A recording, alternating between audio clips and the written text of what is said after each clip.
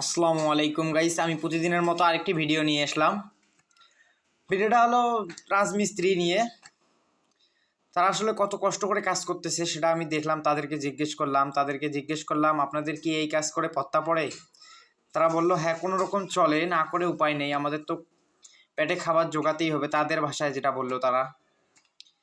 তাছাড়া তো তাদের সংসার চলবে না, তারা সেই কথা বলল, কারণ আমাদের এই কাজ না করলে আমাদের পেটে ভাত যাবে না, তাই তারা এই কথা বলল। কষ্ট আছে, অনেক কষ্ট আছে, এই কথা তারা বলল।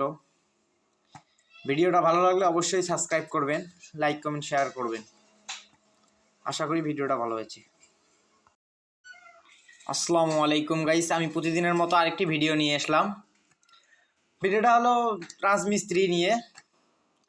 তারা আসলে কত কষ্ট করে কাজ করতেছে সেটা আমি দেখলাম, তাদেরকে জিজ্ঞেস করলাম আপনাদের কি এই কাজ করে পত্তা পড়ে?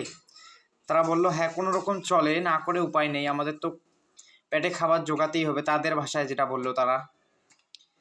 তাছাড়া তো তাদের সংসার চলবে না, তারা সেই কথা বলল, কারণ আমাদের এই কাজ না করলে আমাদের পেটে ভাত যাবে না, তাই তারা এই কথা বলল। কষ্ট আছে, অনেক কষ্ট আছে, এই কথা তারা বলল।